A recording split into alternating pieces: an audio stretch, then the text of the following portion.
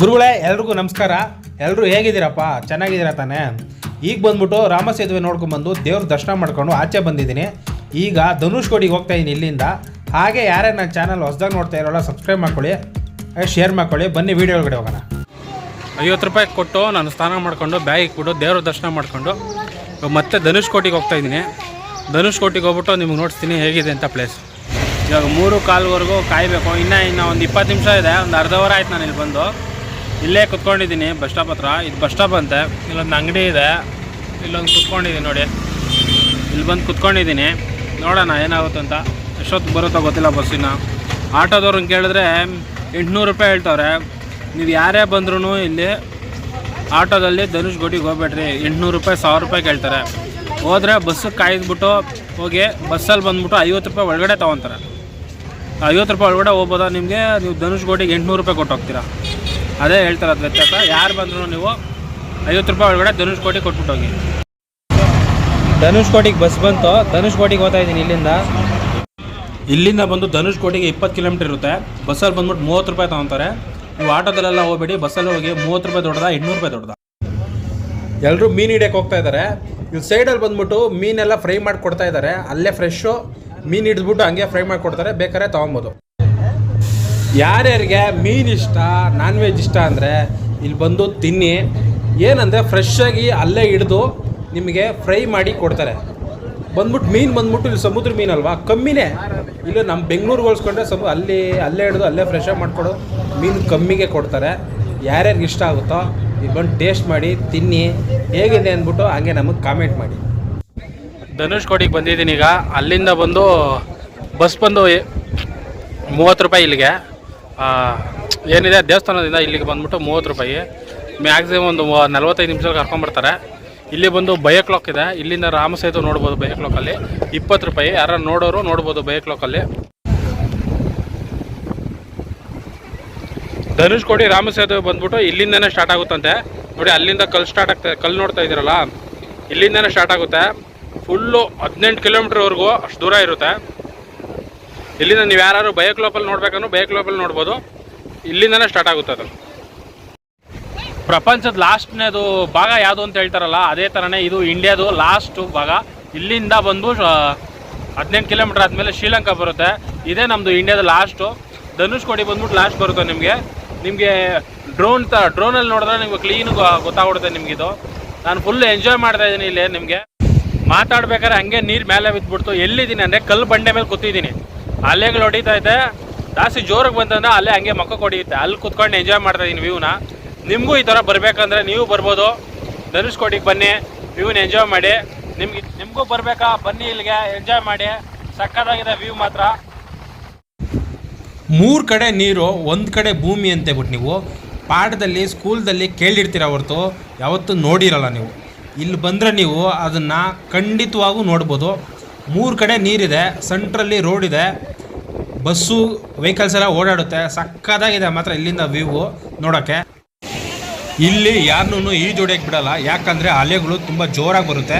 ಅದಕ್ಕೆ ಇಲ್ಲಿ ಯಾರನ್ನೂ ಈಜೊಡೆಯಕ್ಕೆ ಬಿಡಲ್ಲ. ಬೇಕಂದರೆ ಇಲ್ಲೇ ನಿಂತ್ಕೊಂಡು ನೀವು ಸ್ನಾನ ಮಾಡ್ಕೊಬೋದು, ನೀರನ್ನ ಇದು ಮಾಡ್ಕೊಬೋದು. ಅಲ್ಲಿ ಪೊಲೀಸ್ ನಿಂತೇ ಇರ್ತಾರೆ, ಯಾವಾಗೂ ನೋಡ್ತಾ ಇರ್ತಾರೆ ನೀವೇನು ಮಾಡ್ತಾ ಇರ್ತೀರ ಅಂದ್ಬಿಟ್ಟು. ಅಕಸ್ಮಾತ್ ನೀವು ಒಳಗೋದ್ರೂ ಅವರೇ ಬಂದ್ಬಿಟ್ಟು ನಿಮ್ಗೆ ಕರ್ಕೊಂಡ್ಬಿಡ್ತಾರೆ ವಾಪಸ್ಸು. ಅದಕ್ಕೆ ಇಲ್ಲಿ ಯಾರು ಈಜೊಡೆಯಕ್ಕೆ ಹೋಗಬೇಡಿ. ಒಳ್ಳೇದು ಅಲ್ಲ, ಇಲ್ಲಿ ಡೇಂಜರ್ ಇದೆ ಪ್ಲೇಸ್, ಅದು ಬೇರೆ. ನಿಮ್ಗೆ ಫೋಟೋ ತೆಗ್ಸ್ಕೊಬೇಕಂದ್ರೆ ಇಲ್ಲಿ ಫೋಟೋನೂ ತೆಗ್ಸ್ಕೊಬೋದು. ಇಲ್ಲಿ ಮಿನಿಮಮ್ 50 ಇಂದ 100 ರೂಪೀಸ್ ಚಾರ್ಜ್ ಮಾಡ್ತಾರೆ. ಫ್ಯಾಮಿಲಿಯಾಗೂ ತೊಗೊಬೋದು, ನೀವು ಕಪಲ್ ಸಾರು ತೊಗೊಬೋದು, ಸಿಂಗಲ್ ಸಾರು ತೊಗೊಬೋದು. ನೀವು ಫೋಟೋ ತೆಗ್ಸ್ಕೊಬೋದು. ಕ್ಯಾಮ್ರಾ ಯಾರ್ಯಾರು ತೊಗೊಂಬಂದಿಲ್ಲ, ಮೊಬೈಲಲ್ಲಿ ಕ್ಲಾರಿಟಿ ಇಲ್ಲ ಅಂದವರು ಇಲ್ಲಿ ಫೋಟೋ ತೆಗ್ಸ್ಕೊಬೋದು. ಇಲ್ಲಿ ನಿಂತ್ಕೊಂಡು ಆ ವ್ಯೂನ ಎಂಜಾಯ್ ಮಾಡ್ಕೊಂಡು ಅಲೆಗಳು ಕಾಲು ಹೊಡಿತಾ ಇದ್ರೆ ಆ ಮಜಾನೇ ಬೇರೆ ಇರುತ್ತೆ. ನೀವು ಬಂದು ಒಂದ್ಸಲಿ ವೀಕ್ಷಣೆ ಮಾಡಿ ಇದನ್ನೇನಂತಾರೆ ನನಗೂ ಗೊತ್ತಿಲ್ಲ. ಬಯೋ ಏನೋ ಗೊತ್ತಿಲ್ಲ ನನಗೂ. ನಿಮ್ಗೆ ಯಾರು ಗೊತ್ತಿದ್ರೆ ಆ ಹೆಸ್ರನ್ನ ಕಮೆಂಟ್ ಮಾಡಿ ನನಗೆ. ಇಲ್ಲಿ ಬಂದ್ಬಿಟ್ಟು 20 ರೂಪಾಯಿ ಒಬ್ಬರಿಗೆ. ನಾನು ನೋಡಿದೆ ಇದನ್ನು, ಆದರೆ ನಾನು ವೀಡಿಯೋ ಮಾಡ್ಕೊಳಕ್ಕಾಗಿಲ್ಲ. ಯಾಕಂದರೆ ನಾನೇ ಹೆಂಗೆ ವೀಡಿಯೋ ಮಾಡ್ಕೊಳ್ಳಿ, ಅಲ್ಲೆಲ್ಲ ಜಾಸ್ತಿ ಜನ ಇದ್ದಾರೆ. ಅದಕ್ಕೆ ನಾನು ವೀಡಿಯೋ ಮಾಡ್ಕೊಳಕ್ಕಾಗಿಲ್ಲ. ಬೇರೆ ನೋಡ್ತಾ ಇರೋದನ್ನ ನಾನು ವೀಡಿಯೋ ಮಾಡಿದ್ದೀನಿ. ಒಬ್ಬರಿಗೆ ಬಂದು 20 ರೂಪಾಯಿ. ನೀವು ನೋಡಿ, ಅದು ಫುಲ್ಲು ಬ್ರಿಡ್ಜ್ ಕಾಣಿಸುತ್ತೆ. ಅವ್ರು ಹೇಳ್ತಾರೆ ಇವ್ರಿಗೆ ಬಂದ್ಬಿಟ್ಟು 4 ಇಂದ 5 ಲ್ಯಾಂಗ್ವೇಜ್ ಬರುತ್ತೆ. ನೀವು ಯಾವ ಲ್ಯಾಂಗ್ವೇಜಿಂದ ಆದರೂ ಆಗಲಿ ಅವರು ಫುಲ್ ಕಾಮೆಂಟ್ ಕ್ಲಿಯರಾಗಿ ಹೇಳ್ತಾರೆ. ನೋಡಿ ಹೀಗಿದೆ ಅಂದ್ಬಿಟ್ಟು. ಆಂಟಿ ನೋಡಿ ಸ್ಪೆಕ್ಸೇ ಹಾಕೊಂಡಿಲ್ಲ, ಹಾಗೆ ನೋಡ್ತಾವ್ರೆ.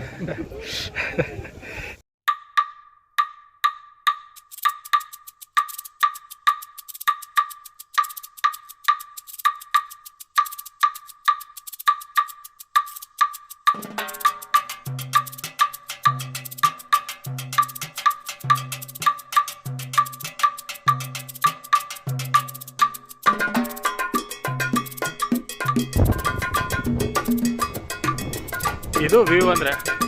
ಆ ಕಡೆ ನೀರು, ಈ ಕಡೆ ನೀರು, ಸೆಂಟ್ರಲ್ ರೋಡು, ಸೆಂಟ್ರಲ್ ವೆಹಿಕಲ್ಸ್ ಓಡಾಡ್ತಾ ಇದೆ. ಹೆಂಗಿದೆ ನೋಡಿ ವ್ಯೂ. ಆ ಕಡೆ ಸೂರ್ಯನ ಮುಳುಗ್ತಾ ಇದ್ದಾನೆ.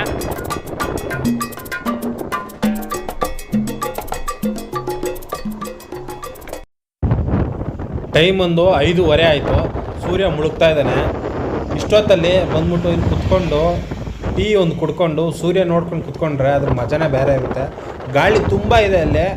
ಗಾಳಿಗೆ ನನ್ನ ವಾಯ್ಸ್ ಕೇಳಿಸ್ತಾ ಇದೆ ಇಲ್ಲ ಅಂತ ನಿಮ್ಗೆ ಗೊತ್ತಿಲ್ಲ. ಫುಲ್ ಹಂಗೆ ಹೊಡಿತಾ ಇದೆ, ಫುಲ್ಲು ಗಾಳಿ ಮಕ್ಕಕ್ಕೆ ಹೊಡಿತಾ ಇದೆ. ನೋಡಿರ್ಬೋದು ನೀವು ನಾನು ಯಾವ ಥರ ಇದ್ದೀನಿ ಅಂದ್ಬಿಟ್ಟು. ಆ ಕಡೆನೂ ನೀರು, ಈ ಕಡೆನೂ ನೀರು, ಸೆಂಟ್ರಲ್ ರೋಡು. ಇದೆಲ್ಲ ಕನ್ಸಲ್ ಆಗುತ್ತೆ ಅನ್ಕೊಂಡಿದ್ದೆ, ನಿಜ ಜೀವನದಲ್ಲ ಆಗುತ್ತೆ. ನೀವು ಈ ಥರ ಅನ್ಭವಿಸ್ಬೋದು, ನೀವು ಬರ್ಬೋದು ಇಲ್ಲಿಗೆ.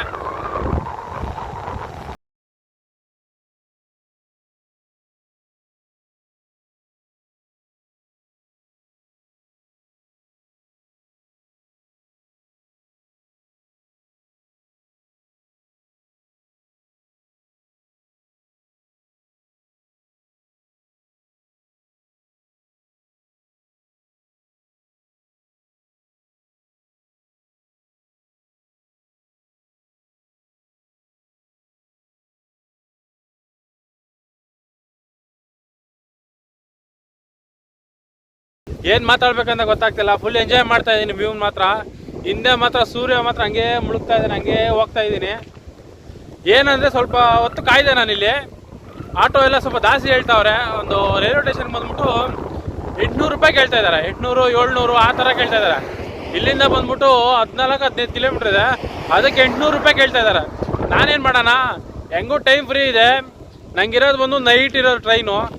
ಅಷ್ಟೊತ್ತವರೆಗೂ ಏನು ಮಾಡೋದು, ಅಲ್ಲೋಗಿ ಸುಮ್ಮನೆ ಕುತ್ಕೊಬೇಕಲ್ಲ ಅಂದ್ಬಿಟ್ಟು ಲಿಫ್ಟ್ ಕೇಳೋಣ ಅಂತೇಳ್ಬಿಟ್ಟು ಈಗ ನಡ್ಕೊಂಡು ಹೋಗ್ತಾ ಇದ್ದೀನಿ. ರೈಲ್ವೆ ಸ್ಟೇಷನ್ ಲಿಫ್ಟ್ ಕೇಳ್ಕೊಂಡು ಹೋಗೋಣ. ಸಿಕ್ಕಾಪಟ್ಟೆ ಟೈಮ್ ಇದೆ ನಮಗೆ. ಊಟನೂ ಮಾಡಿಲ್ಲ. ಏನು ಮಾಡಿದೆ ಅಂದರೆ ಮಾವಿನಕಾಯಿ ಇತ್ತು, ಕಾಯಿನ ಕಟ್ ಮಾಡಿಬಿಟ್ಟು ಉಪ್ಪು ಖಾರ ಹಾಕ್ಕೊಡ್ತಾರಲ್ಲ ಆ ಥರ ಇತ್ತು. ಆ ಥರದೊಂದು 3 ಪೀಸ್ ತೊಗೊಂಡು ತಿಂದೆ. ಒಂದು ಕಲ್ಬಂಡೆ ಮೇಲೆ ಕೂತ್ಕೊಂಡು ಅಲೆ ಹೊಡಿತಾ ಇತ್ತು. ಹಂಗೆ ಹದ್ಕೊಂಡು ಖಾರನ ಮತ್ತು ಮಾವಿನಕಾಯಿ ಹದ್ಕೊಂಡು ತಿಂದೆ. ಇಲ್ಲಿಂದ ನಡ್ಕೊಂಡು ಹೋಗ್ತಾ ಇದ್ದೀನಿ. ಇಲ್ಲಿಂದ ನಡ್ಕೊಂಡು ಲಿಫ್ಟ್ ಕೇಳ್ಕೊಂಡು ಹೋಗ್ಬೇಕು. ಟ್ರೈನ್ ಟಿಕೆಟ್ ನೋಡಿ, ಇವ್ರದ್ದು ಬಸ್ ಟಿಕೆಟ್ ನೋಡಿ. ನಮ್ದು ಹಳೇ ಒಂದು 10 ವರ್ಷಕ್ಕಿಂತ ಮುಂಚೆ ನಮ್ಮ ಬಸ್ಗಳಲ್ಲೆಲ್ಲ ಟಿಕೆಟ್ ಕೊಡ್ತಾ ಇದ್ರಲ್ಲ ಆ ಥರ ಇದೆ ಇದ್ರದ್ದು ಬಸ್ ಟಿಕೆಟು. ನಮ್ದೀಗೆಲ್ಲ ಈ ಥರ ಟಿಕೆಟ್ಗಳೆಲ್ಲ ಸ್ಟಾಪ್ ಆಗಿದೆ. ಇದಕ್ಕಿಂತ ಸ್ವಲ್ಪ ಚಿಕ್ಕದಾಗಿ ಬರುತ್ತೆ ಟಿಕೆಟ್ಗಳು. ಇವ್ರದ್ದು ಇನ್ನೂ ಇದೇ ಟಿಕೆಟ್ ಕೊಡ್ತಾ ಇದ್ದಾರೆ. ಬರ್ಬೇಕಾದ್ರೆ ಏನಾಗುತ್ತೆ ತಿರುಚಿಗೆ ಬಂದೆ ನಾನು. ಬೆಂಗಳೂರಿಂದ ತಿರುಚಿಗೆ ಬಂದೆ. ತಿರುಚಿಯಿಂದ ಬಂದ್ಬಿಟ್ಟು ರಾಮೇಶ್ವರಕ್ಕೆ ಒಂದು ಟ್ರೈನ್ ಇತ್ತಲ್ಲ, ಬೆಳಗ್ಗೆ 7 ಗಂಟೆಗೆ ಇತ್ತದು ಟ್ರೈನು. ಅದು ಬಂದ್ಬಿಟ್ಟು ಕ್ಯಾನ್ಸಲ್ ಆಗಿಬಿಟ್ಟಿದೆ. ಅದೇನೋ ಬ್ರಿಡ್ಜ್ ಹತ್ರ ಪ್ರಾಬ್ಲಮ್ ಆಗಿಬಿಟ್ಟು ಟ್ರೈನ್ ಕ್ಯಾನ್ಸಲ್ ಆಗಿತ್ತಂತೆ. ಏನು ಮಾಡೋಕ್ಕಾಗಲ್ಲ ನಾವು.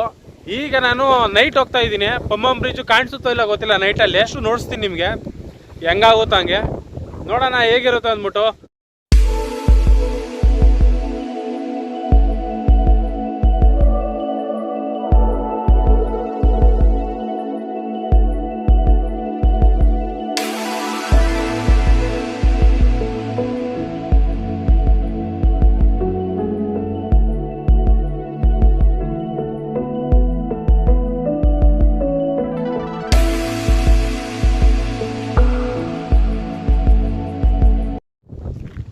ಇಲ್ಲಿಂದ ಇವಾಗ ರಾಮೇಶ್ವರ ರೈಲ್ವೆ ಸ್ಟೇಷನ್ಗೆ ಹೋಗ್ತಾ ಇದ್ದೀನಿ. ರಾಮೇಶ್ವರ ರೈಲ್ವೆ ಸ್ಟೇಷನ್ಗೆ ಹೋಗ್ಬಿಟ್ಟು ಇಲ್ಲಿಂದ ಬೆಂಗಳೂರಿಗೆ ಒಂದೇ ಸಲ ಟ್ರೈನ್ ಇಲ್ಲ ನಮಗೆ. ಇಲ್ಲಿಂದ ತಿರುಚಿಗಾದರೂ ಹೋಗ್ಬೇಕು, ಇಲ್ಲ ಚೆನ್ನೈಗಾದರೂ ಹೋಗ್ಬೇಕು, ಇಲ್ಲ ಮಧುರೆಗಾದರೂ ಹೋಗ್ಬೇಕು. ಇಲ್ಲ 3 ಪ್ಲೇಸ್ಗಾದ್ರೂ ಯಾವ್ದಾದ್ರು ಹೋಗ್ಬಿಟ್ಟು. ಆಟೋ ಬಂದ್ಬಿಡ್ತಾ, ಸ್ವಲ್ಪ ಜೋರು ಮಾತಾಡ್ಬಿಟ್ಟೆ, ಗಂಟ್ಲಲ್ಲಿ ಹಂಗೆ ಉಳ್ಕೊಂಡ್ಬಿಡ್ತು. ಅದು ಏನು ಮಾಡ್ಬಿಟ್ಟೆ, ಸಮುದ್ರ ನೀರಲ್ಲಿ ಆಟ ಆಡೋಕೆ ಹೋಗ್ಬಿಟ್ಟು ನೀರು ಬೇರೆ ಸ್ವಲ್ಪ ಕುಡಿದ್ಬಿಟ್ಟೆ, ಗಂಟ್ಲೆಲ್ಲ ಇದಾಗ್ತಾ ಇದೆ. ಏನು ಮಾಡ್ಬೇಕಂದ್ರೆ ತಿರುಚಿಗೆ ಹೋಗ್ಬೇಕು, ಇಲ್ಲ ಮಧುರೆಗೆ ಹೋಗ್ಬೇಕು, ಇಲ್ಲ ಚೆನ್ನೈಗೆ ಹೋಗ್ಬೇಕು. ಇನ್ನು 3 ಪ್ಲೇಸ್ಗಾದ್ರೂ ಹೋಗ್ಬೇಕು. ಈ 3 ಪ್ಲೇಸ್ಗೆ ಹೋಗ್ಬಿಟ್ಟು ಇನ್ನೊಂದು ನಾವು ಬೆಂಗಳೂರು ಟ್ರೈನ್ ಹಾಕಬೇಕು. ಅವಾಗೇ ನಮ್ಗೆ ಈಸಿ ಆಗೋದು. ಇಲ್ಲ ಅಂದರೆ ಸಂಡೇವರೆಗೂ ಇಲ್ಲೇ ಕಾಯ್ಬೇಕು ನಾವು, ಬೆಂಗಳೂರು ಟ್ರೈನ್ ಬೇಕು ಅಂದರೆ. ಸಂಡೇವರೆಗೂ ಕಾಯ್ಕೊಂಡು ಇರೋಕ್ಕಾಗಲ್ಲ. ಅದಕ್ಕೆ ನಾನು ಏನು ಮಾಡ್ತಾಯಿದ್ದೀನಿ ಅಂದರೆ ಇಲ್ಲಿಂದ ಇವಾಗ ಏನು ಪ್ಲ್ಯಾನ್ ಮಾಡಿದರೆ ರೈಲ್ವೆ ಸ್ಟೇಷನ್ಗೆ ಹೋಗ್ತೀನಿ, ತಿರುಚಿರಪಲ್ಲಿಗಾದರೂ ಹೋಗ್ತೀನಿ, ಇಲ್ಲ ಮಧುರೆಗಾದರೂ ಹೋಗ್ತೀನಿ. ಚೆನ್ನೈ ಆದರೆ ಜಾಸ್ತಿ ದೂರ ಆಗ್ಬಿಡುತ್ತೆ ನಮಗೆ. ಚೆನ್ನೈಯಿಂದ ಹೋಗ್ಬಿಟ್ಟು ತಿರ್ಗಾ ಬೆಂಗಳೂರಿಗೆ ಹೋಗ್ಬೇಕಂದ್ರೆ ಸಿಕ್ಕಾಪಟ್ಟೆ ದೂರ ಆಗ್ಬಿಡುತ್ತೆ. ಮಧುರೆಗೆ ಹೋಗ್ತೀನಿ, ಇಲ್ಲ ತಿರುಚಿರಪಲ್ಲಿಗೆ ಹೋಗ್ತೀನಿ. ನನಗೆ ಗೊತ್ತಿರೋಂಗೆ ಮಧುರೆಗೆ ಹೋದ್ರೆ ಬೆಟ್ರು ಅನಿಸ್ತಾ ಇದೆ. ಅಲ್ಲಿ ಹೋಗಿ ನೋಡ್ಬೇಕು ಇನ್ನು ಪ್ಲ್ಯಾನ್ ಯಾವ ಥರ ಇರುತ್ತೆ ಅಂದ್ಬಿಟ್ಟು. ಮಧುರೆಗೆ ಹೋದರೆ ನೈಟ್ 11 ಗಂಟೆಗೆ ಇನ್ನೊಂದು ಟ್ರೈನ್ ಇದೆ ಬೆಂಗಳೂರಿಗೆ. ಆ 11 ಗಂಟೆಗೆ ಟ್ರೈನ್ ಎಕ್ಕಿದ್ರೆ ಮತ್ತೆ ಬೆಳಗ್ಗೆ ನಮಗೆ 7 ಗಂಟೆಗೆ ತಿರ್ಗಾ ಬೆಳಿಗ್ಗೆ ಮೆಜೆಸ್ಟಿಕ್ ಕರ್ಕೊಂಡೋಗಿ ಬಿಟ್ಬಿಡ್ತಾರೆ. ಅದು ನಮ್ಗೆ ಈಸಿ ಆಗುತ್ತೆ. ನಿಮಗೆ ಟ್ರೈನ್ ವ್ಲಾಗೂ ನೋಡಿಸ್ತೀನಿ. ಫುಲ್ಲು ಜನ ಇರ್ತಾರಲ್ಲ, ಆದರೆ ನೋಡ್ಸೋಕ್ಕಾಗಲ್ಲ, ಜಾಸ್ತಿ ಜನ ಇರ್ತಾರೆ ಅಂತ. ಅದಕ್ಕೆ ಬರ್ಬೇಕಾದ್ರೆ ಬೆಂಗಳೂರಲ್ಲಿ ಜಾಸ್ತಿ ಜನ ಇದ್ದರು. ಟ್ರೈನ್ ಒಳಗಡೆ ನಿಮ್ಗೆ ಅಷ್ಟೊಂದು ವ್ಲಾಗ್ ನೋಡಿಸಿಲ್ಲ ನಾನು. ಆಚೆ ಏನು ಎಕ್ಕದಿದೆ, ಮಲ್ಕೊಳೋದಿದೆ ಅಷ್ಟು ಮಾತ್ರ ನೋಡ್ಸಿದ್ದೀನಿ ನಿಮಗೆ. ನಿಮ್ಗೆ ಇಷ್ಟ ಆಗಿದ್ರೆ ಹಂಗೆ ಲೈಕ್ ಮಾಡ್ಕೊಳ್ಳಿ, ಹಂಗೆ ಸಬ್ಸ್ಕ್ರೈಬ್ ಮಾಡ್ಕೊಳ್ಳಿ. ಹಂಗೆ ಮಿಸ್ಟರ್ M3ನ ಸಪೋರ್ಟ್ ಮಾಡ್ತಾಯಿರಿ ಹೀಗೆ.